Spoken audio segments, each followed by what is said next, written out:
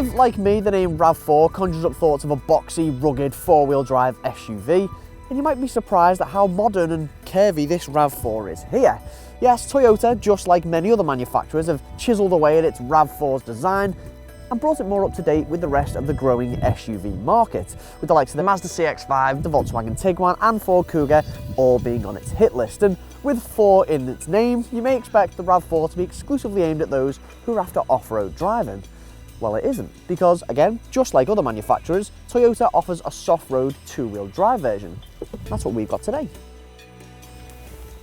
Now, the RAV4's interior is definitely a bit of a mixed bag. I mean, the layout's nice and smart. You've got this 2-tier dashboard with the aircon buttons conveniently leaned towards you, but the materials used are just a bit all over the place. I mean, you've got this lovely stitching here, the nice suede effect here and on the doors, but then up here, you've got this sort of American muscle car style plastic. Now, for those who are after the two-wheel drive model, this is probably going to be a bit of a nuisance, especially if they're after luxury, but those who are after the four-wheel drive model, yeah, added durability might actually be appreciated.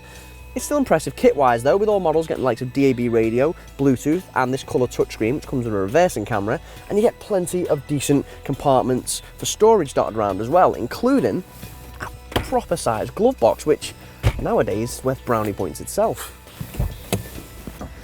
Now the RAV4 is one of those cars that's absolutely nailed it practicality-wise. I mean, you can see there's tons of legroom, there's tons of headroom, and you've also got door bins that actually fit bottles in, and a nice armrest with 2 cup holders.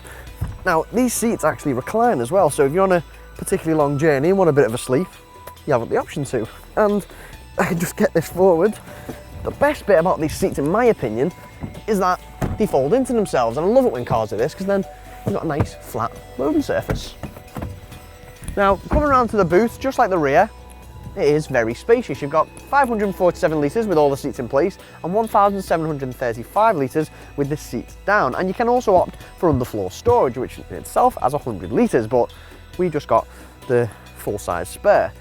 Our test car's also got this strange bar and net storage, which I suppose you could put stuff in there that's going to roll around in the boot, like melons roll.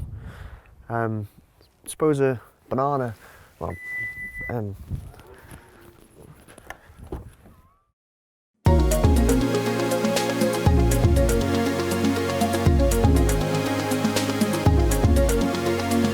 some big SUVs do a great job of masking the size, the Mazda CX-5 and the Ford Kuga being 2 great examples of this, but the RAV4 does feel like a big car. I mean, it leans a lot in the corners, and although the ride is comfortable, it takes a while to settle itself after hitting a few bumps in quick succession.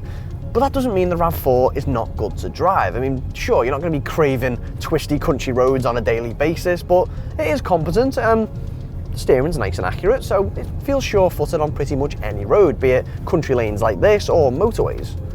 As for those that may be wanting to go for the two-wheel drive model but are a bit worried that the RAV4 doesn't have enough grip or can't look after itself, then personally, I wouldn't worry. I mean, you won't be scaling mountains in it, but the two-wheel drive has plenty of grip, even in the wet.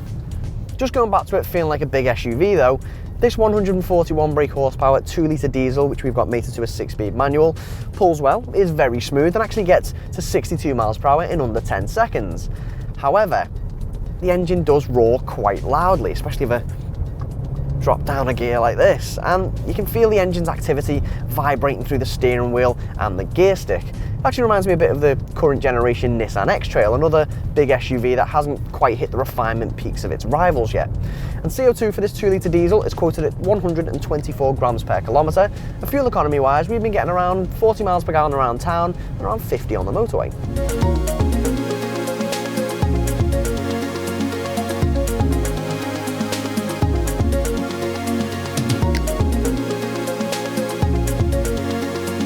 With a starting price of around £24,000, the RAV4 is more expensive than many of its rivals.